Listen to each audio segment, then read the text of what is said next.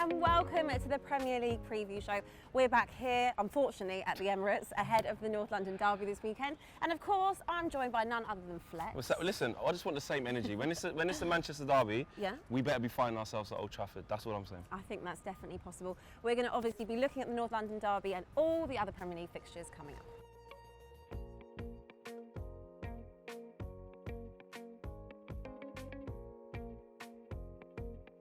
Of course, no other place to start than here at the Emirates as Arsenal take on Spurs in the North London derby this weekend. Last time we saw each other, things were pretty different for Spurs.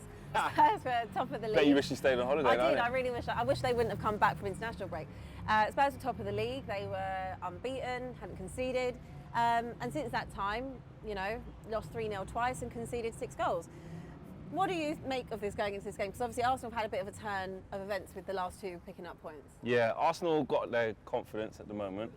They haven't been great, but they haven't needed to be. They showed resilience though. Ben White coming in, Ramsdale coming in looking good. They're getting Partey back to fitness. They're starting to probably start their season. I still wouldn't get carried away, but they've started now. They've started. It's going to be a very difficult game for you lot. I don't want to say the bubbles burst, but I feel like the initial bounce you had from winning games narrowly, not conceding the first 3 games, getting spanked in the last 2 games, I think you come here and you get beat easily. But okay, let's just put some context onto it, because you said to me when we were walking here that you think we're going to get spanked. 100%. Right? Yeah. And I'm just saying, yes, Arsenal have improved in the last few games, but they have only faced, and no disrespect, Norwich and Burnley. Yeah. So I would say that Spurs have had the tougher run, facing Manchester City, facing Chelsea, again, even facing, Wolves to an extent, Nuno's old club. So I would say that has also been a little bit of a hindrance for Spurs having those. I'm just going to give you a stat that Spurs have won just one of their last 28 away league games at Arsenal, drawn 11 and lost 16 since coming from behind 3-2 in 2010. But I have to say, things go out the window in a derby, right? Form goes out the window. Whoever's coming into it usually is not the team that wins. So could that be in Spurs' favour this weekend? Do you know what it is with Arsenal? They are a confidence team. I just feel like because this game is here, fans are going to be up for it. They're starting to build. You talk about that record there. Harry Kane, it's getting a lot of criticism right now. I think if he went a period without scoring or not really doing much, it was always going to be because he wants to leave. This is all his fault. When really, I do actually think it's more than that to be Spurs. To be fair to Spurs, I just think a lot of their players aren't stepping up to the mark. Obviously, the injuries haven't helped as well. And Ndombele back into the fold, trying to get involved, but it's a bit bittish. It's a bit bitty. Like, I look at him and I just think, there's so much potential there. Yeah, it's potential. He's got a little flashy feet and stuff, but I don't think he excels in anything else. Then he's either down panting, he's knackered, or as soon as it hits 60 minutes. Do you know what I mean? So I don't see anything there. So I just feel like Arsenal have the edge because last couple of games they've been waiting for their season to start, and it's almost like, okay, we got a couple of not average wins, but important wins, and now we can have a big performance in front of the fans at home, North London derby. Okay. You're not getting pumped. We'll see what happens. But actually, coming into this weekend's games, this is quite interesting. Arsenal have used the most different players, which is 26, and had the most starting 11 changes of 16 in the Premier League this season. We're only 5 games in. That's because of the injuries that they've had, and they've had to keep changing things. And I think it was Edu said in one of the videos, didn't he, on Sky, just judge the team when everyone's fit and back together. And to be fair, they're getting players back, and the last 2 games have been wins and clean sheets. And even last year, Arsenal's defence, to be fair, was like 3rd best in the league. Somehow. Yeah, somehow. Do you know what I mean? Probably that just shows you that at the other end they weren't doing the business because they didn't concede that many, or just losing by a small margin. So I think they've got a basis now to get a little bit of confidence. Like I said, I wouldn't still get carried away. Like you said, they haven't played the best of opposition, but all you can do is beat what's in front of you. It's always tough going Burnley. They had to show the grit side, like that naivety that they showed at Brentford, getting pushed around, bullied around. Didn't show that. No, and Turf Moor is a difficult place to go. Exactly. Harry Kane is the all-time highest goal scorer in competitive meetings between Arsenal and Tottenham. That's 11 goals. He failed to score against Arsenal in March, but he's never gone back-to-back games against Arsenal without scoring. I mean, there's been like you said, there's been so much criticism about Harry Kane, the way he started the season, all the stuff with Manchester City, and his head's still not looking in it. Got a few goals last night in the Carabao Cup. Well, 1 goal and a penalty. is it kind of this type of game that is going to push Harry Kane into getting back to, you know, his world-class status? Yeah, sure. Especially if you can put in a good performance. Yeah. You know, there are going to be periods of the game where it'll be tough for Spurs, but if they can get him involved in the game, Son's back, isn't he? Yeah, Son's back. If they can get them into the game, they can always cause you problems at any moment. Like even if they've been playing badly as a team. So I wouldn't completely write Spurs off. Definitely wouldn't write off Harry Kane to score at any moment, even if he's in bad form. He's a complete goal scorer. The guy gets goals year in, year out. And he loves this fixture. He does. He loves this fixture. So I am backing him to score. Okay, all right, interesting. What's your prediction then? 3-1 Arsenal. Oh, and then you said I wouldn't write Spurs off. I wouldn't write them off, but I don't think they're going to win. I don't think we're going to win. I think it'll be a draw. I think it might be 2-2. I think that Arsenal don't actually concede that much, to be fair. But I think it'll be 2-2. There's always goals in a derby most of the time. I think that this is going to be an interesting one because neither of us are particularly good. I think that we're just both on a similar wavelength. So yeah, for me, 2-2. Before we carry on, let's talk about Ultimate Fan. Yeah. We know that you obviously did the voiceover as well. You're very, very That's why no one's downloading it. Let's talk about your team, but before we do that, for anyone who doesn't know, it's free to play or subscribe. You get a pack of base cards that drop into your app every single Tuesday. That's a pack of 3. All right, Flex, let's talk about your team, please. I like it. I've got a few goals in there. It's not as balanced as I would like, but it's slowly building. Man like Mo Salah up front, guaranteed goals, guaranteed action. That was that goal card? Yeah. Okay. Gold booted him as well. Thiago on the right of midfield, Fred on the left. You were gonna be nasty. Right. What? I wasn't. And Tielemans holding position. Ben Chilwell left back, who actually can't get a game at the moment, and Gomez as the other defender as well. So I'm doing all right. I've got a few duplicates as well. I can't get St Maximum in the team, which would have been nice.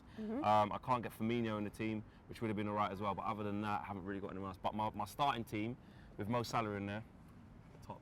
Okay. So another huge game this weekend is Chelsea versus Manchester City. I mean, literally, we've got a weekend full of unreal games. Yeah. Before we get into that particular game, let's just talk about City last week at Southampton. 0-0, and they had not one shot on target until the 90th minute. They struggled. Everyone's going to say it's because they don't have the striker situation. They do have a striker. Jesus isn't their striker. He is a striker. He's not a striker anymore. He's a striker. Pep's done the thing on FIFA where you can adjust, like with the training, you can adjust their position and then make something else. He's a right winger now. He's a striker. That's what he is. He's a striker. Anyway, our debate. No, but people will put it down to that. Yeah. But Southampton, they just caused problems. To be fair, I was predicting they were going to get pumped. Yeah. They didn't. They made it difficult for City. They defended well. But City always have they can have them games. That doesn't mean the next game they can't go and score 3 or 4. It's against Chelsea. Yeah. But I'm saying they still possess the ability to score goals. This season, though, the fact that Chelsea have got Lukaku, United have got Ronaldo, they've got goal scorers, so it is those teams will catch them. So I think that the need for their striker is probably going to be highlighted even more this year. Chelsea have won their last 3 meetings with City in all comps, so that's the FA Cup, Premier League and the Champions League, so it's looking quite good. And none have been ended in the draw in the last 12 Premier League meetings. Yeah, so I don't think this one's any different. No, I think this is going to be quite a tasty one. I think it's different for Chelsea now. I think they look so strong. They are so strong. They look really good under Tuchel, and the biggest thing, like we've been saying pretty much since the start of the season, they do not concede goals. No, and the thing is, obviously, we saw against Spurs last week, the second half, they were completely... I mean, first half, I felt that it was well. I thought it was fairly even. And then, you just saw Tuchel, and that's why he's, come in and made such an impact in the 10 months he's been in charge. Yeah. He saw it wasn't going right, and then tweaked a few things, brought on N'Golo Kante, and they were off, that was it. And you have to think of this as well, even obviously bringing in the Champions League to this. Yeah. He's got their number. Yeah. FA Cup as well. 100%. Pep's not got the better of Tuchel. Is he overthinking it? Is he second guessing himself? Yeah. He's got a great record against Pep since he's come here, and I think Chelsea should be confident going into this game. It's at the Bridge. They might not have beaten them for a little while there, but I'm tipping them to win this for sure. Well, another good stat for you. So Manchester City have failed to score now in 2 of their 5 Premier League games this season. That's the most they had in their previous 30. There was a few rumblings actually going on at City. Firstly with the fan situation, Pep Guardiola calling them out. I mean, I get it, it's Champions League, but at the same time, does he understand that it's a lot of money, season tickets, all these cup games? Yeah, I see that. Like I'm not gonna lie. I like the way he come and clarified what he was saying. I think deep down we know what he was saying. Yeah, we do. He was saying, "Come on, guys, fill the place out." Yep, it's true. Least you could do. They don't fill it. It's Carabao Cup and stuff like that. Other clubs do it. Yeah. But obviously, money and stuff like that. I understand that. But he he kind of was smart about it by saying, that's not what I was saying. I'm saying even if there was 20,000, we need you loud in support because Southampton will be a difficult team, which it went on to be a difficult game for them. But there are a few rumblings there, and like you said about that stat, 2 games not scored, they haven't scored a goal this season out of the 6 they've played in the league. It's interesting, but I don't think, it's not, I wouldn't call it a crisis. I wouldn't call it a crisis, but for him to say, listen, if there's a problem, I'll step aside. It's not a problem. Yeah. So later, I'll just leave. Well, it could be one of those that we see how. And I won't apologise. I don't think he's that type of guy. Not saying sorry. Well, we'll see how that plays out over the course of the season, won't we? Whether or not he'll be there next year is a different thing. If obviously, if City don't win the league, especially they've got competition now for the first time. Liverpool were the only one that's really competing with them. There's genuine competition now from about 4 or 5 clubs. So it does bode well for the Premier League, but not for Manchester City, maybe. Yeah. Okay, so before we move on, prediction flex. I think Chelsea win this. Do you? And I think City don't score again. I'm going to say Chelsea 2-0. I think they're so confident right now. Yeah. I think they're not unbeatable. I think that's a big word. But for them to concede goals and to lose at the moment, it's going to take a real big effort. But you can never write City off. Yeah. That's my gut feeling on it, that I think they'll lose. But, they're always capable. But I think they're going to need a hell of a reaction to do too because the team. I'm going to second that. I also think it's going to be a 2-0. I just think after seeing how Chelsea literally just played out of press like Spurs weren't even there last week. I know that obviously City's a different outfit, but I just think that they're too good. I really do. And tactically astute as well. Okay, let's move on now to Crystal Palace versus Brighton. Palace have had a better kind of few weeks. Obviously, they beat Spurs 3-0 and now are unbeaten in their last 4 league meetings with Brighton as well. Brighton have had a good start to the season, Brighton had an amazing start to the season. I told you. You like Graham Potter. And to be fair, I've had to say, you know what? Because there was a point where I just thought, I don't know, that everyone's really not up his arse, but just really just blowing that trumpet. And I thought, is it? But then when I take a step back, I have to say I got it wrong. You look at the job he's done and how Brighton played. I know football. we're only 5 games in, but it's really promising. I don't even mean just that. I mean in general. I mean, look, they have finished 17th and 16th, I think. Quite, kind of struggling at times. But he's operating on not such a big budget, and he's lost one of his best players in Ben White. They kept Bissouma. And he's managing to get results, and it's a great start to the season. He's getting Neil Mopai scoring as well, which is one of their biggest problems. Exactly, they don't always have Danny Welbeck off the mark as well last week. And they play nice football, don't they? They play good football, and this is a derby. They don't like each other. I know. Is it actually a derby? Listen, you ask them fans, you ask Brighton fans and Crystal Palace fans. We might not understand it. Okay. But I'm telling you now, they don't like each other. Okay, well, if they don't like each other, they don't like each other. They're still quite far apart, but okay. Yeah. All right, so Crystal Palace, obviously, as we said, they've picked up a few points in the last few weeks. Well, not last week, though. Struggled against Liverpool, got beat up. Yep, but they beat Spurs. I'll just say it again, shall I flex? What have you made so far of Patrick Vieira? He's had a mixed start, innit? It was difficult at the beginning. That draw against West Ham, that 2-2 draw, I think settled them down. Then I think the next game was Spurs after that. Done the business. We leave it there. He done the business, and I think we said it was always going to be difficult them going to Liverpool and getting anything out of the game. Although they did cause some trouble early on, but it's a chance for them to resettle against a team that they will definitely believe they can beat, and rightly so. Rivalry as well, so it should be quite an intense game. But I think Patrick Vieira on the balance of it in general has probably done okay. The first couple of games I did worry. Yeah, it was looking a little bit bleak at one point, wasn't it? But he's managed to settle down and get a little bit of confidence. Okay, a good stat for you here, because obviously it's the Monday night kickoff, Monday Night Football. Crystal Palace have won just 1 of their last 12 Premier League matches played on a Monday, though victory last did come against Brighton. However, Brighton are winless in all 10 of their Premier League games played on a Monday. Really? So this could be a But you know what? That's what's mad about these stats, because what does it really mean? It doesn't. But it is interesting to know. Stats mean nothing. Yeah. Predictions? Draw. 1-1. All 1-1. Yeah. Okay. I actually might match you as well on that. I'm just going to copy everything you do today. Yeah, I think it's going to be 1-1 as well. I think they'll probably be tight. But again, hopefully, they can both. Brighton can carry on scoring goals, because I quite like seeing them up top of the table. Yeah, something to like look at. Team, well, I just think they're just soft spot for Brighton. they play nice football, and I'm all about nice football. I don't really get to see that much at Spurs anymore.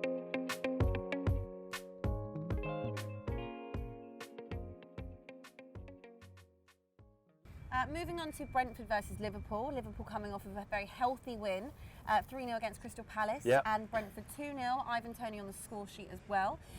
This will be the first league meeting between Brentford and Liverpool since May 1947. Ages, that isn't it? It is ages. Big up Brentford. Yeah, so it's quite interesting actually. Tough game for Brentford. Nice performance against Wolves. I thought after Wolves beat Watford, they would then kick on. Because they've been playing some nice stuff. And they couldn't do it against Brentford. And you know, Ivan Toney scores a penalty. His penalty taking is something else, by the way. He just has this slow strut, and he's so assured. He's a very good penalty taker. And they did well and he set up a second goal as well. He's a good player. He's a very good player. And you know, his first season in the Premier, he's going to want to prove himself, and he's doing well so far. But what I did like about Brentford was their game management. When they went down to 10 men, they just saw it out. They were solid. They were resolute. They knew their jobs. So Frank's got them working hard. But this Liverpool team, in this mood, Mo Salah in this kind of form, it's going to be very, very difficult. But I think Brentford as well, like being at home, I think these are the games that obviously Brentford have to win. But I think these are the free hits. I think these are the free hits. Yeah, you're Do you know what I mean? Like when the bigger teams come, I don't think, you know, Thomas Frank will be looking at it saying, you know, when Man United, Liverpool, Chelsea, you know, those teams come, Man City, that we must win, obviously, against the other teams in and around them. So I think that's why the pressure's off, so they can actually have a go. If they lose 2-0, 3-0 at home to Liverpool, I don't think as long as they've given their all, I don't see that being an issue. Especially with how well they're playing. They've shown that they've got a bit about them, and they're not here to just make up numbers. I've got another good stat for you. So Liverpool are on the longest current unbeaten run in English league football, which is 15, won 12 and drawn 3. That's good. So anyone who's doubting them for a title challenge and saying they're not going to be in and around that area, I think they probably will. And you got to think of it. That record is after they were playing horrendously last season. You know, when they had all the injuries. Burnley went to Anfield, beat them up. I think they lost against someone at Palace. It might have been. They were losing games left, right, and centre. And then since then, they've obviously got themselves together. So you got to rate that, and that's what I mean. Them travelling to Brentford, I think they make it really difficult for Brentford and dispatch them, to be honest. Okay. Predictions? 3-1 Liverpool. Okay. I'm going to call it a bit closer. I'm going to say 2-1 Liverpool. Okay. But I think Brentford will push them tight. Yep. On to your favourite topic, Manchester United versus Aston Villa. Let's talk about last night, though. Obviously, the Carabao Cup defeat. Couldn't not talk about that, could we? After you said Spurs going to get pumped. Yeah. What happened there last night, Flex? It's a disappointing day at the office. You know what I mean? 11 changes. B team against B team, and that's what it was. West Ham made changes. First 10 minutes shocking. Then we were on top, trying to score. Looked like we could have played a whole another 90 minutes and still wouldn't have scored. Substitutions didn't really add up. And you know what? It's all good saying, it's only the Carabao Cup. Listen, competition that Ollie would and should want to win. We ain't won anything under Solskjaer, so you can't be picky. And with what the Carabao Cup, what it does do, because of when the final is, at that business end of the season, if you're fighting on all fronts and then you know you have a final, good feeling about the place, and then you go and win that final. We've seen it with City. You know, it gives you the perfect springboard into April, May. The rest of the season, Exactly, March, April, May. So I'm bitterly disappointed. I don't, you know. Did you feel that you should have won against West Ham on the weekend as well? I'd say yeah. I think that was a better performance in stage. Actually, well, to be fair, the performance probably wasn't. I think actually yesterday we were quite in control, but they were different in different ways. But what I will say is that against West Ham, we just had that cutting edge, with Ronaldo there. I mean, what a difference. And we're not. And what I will say, I don't want to sound like the salty Man United fan. Okay. But obviously, everyone was on to us with all the penalties last year. I don't know what kind of what's that wasp.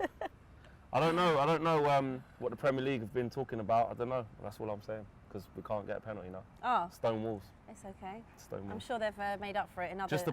Just a point to put I won't get my violin out for United. Just a point. Moving on to Aston Villa, they have lost 5 of their last 8 away league games. They've won 2, drawn 1, more than in their previous 15 on the road. So how have you made for them under life after Jack Grealish? Because Matty Cash is trying to bring back the Grealish-inspired look, as we've seen last weekend. They looked good the other day, didn't they? Yeah, they did. This wasp annoying me. They did look good. They did look good against Everton, brushed them aside. Everton had a couple of moments, but I think Villa done really well. They played really well, and And Leon Bailey's announced himself now as well. Leon Bailey has arrived. I'm not looking forward to us having to play against him. I'm not surprised. Jamaican born as well, big up, got to big up the Jamaican family. But what I will say is that this will not be an easy game. It will not. Yes, our first 11 will be back in, so I'm expecting not a response from the other day because it was a completely different team. Yeah. So a that better first performance. a better performance, yeah. 100%. But I think it's going to be incredibly tough. They are resolute. Tyrone Mings captain now. But Villa can be got. They've had a mixed season. Yeah. They're still trying to acclimatise. They're transitioning, aren't they? But they've got players who can hurt you. Absolutely. Absolutely. And also, what bodes well in you guys' favour, Aston Villa have picked up just one win in their last 45 Premier League against Manchester United. Yeah. So I'd say the odds are in your favour. They are. What's your prediction? Try not to be biased, maybe. No, to be honest, I'll back my team. It will be tight. 2-1. I think it's going to be a difficult game. I don't think we'll keep a clean sheet. We ain't kept a clean sheet yet. Yeah. Actually, yes, we have. That's a lie. Actually, we kept one against Wolves. But I don't know. The way we're playing right now, I just don't know what Man United is going to turn up. But I do know that we have great individuals who can make moments and win us games. So that's why I'm tipping us to win. But the performance level, Jesus, I think it'll be tough. I'm going to call it tight and say there's goals in it. Because I don't. 3-2. Yeah, I'm going to go 3-2 because I think that obviously Villa. I know it's against United this week, but I think Villa looked really good last week. I think they'll have a bit of energy and a bit of confidence about them. I think obviously if Leon Bailey has a performance how he did last week, I mean you guys could be in trouble. Yeah. So yeah, I'm going to go 3-2 United, but I think Villa will definitely give you a run for your money on that one.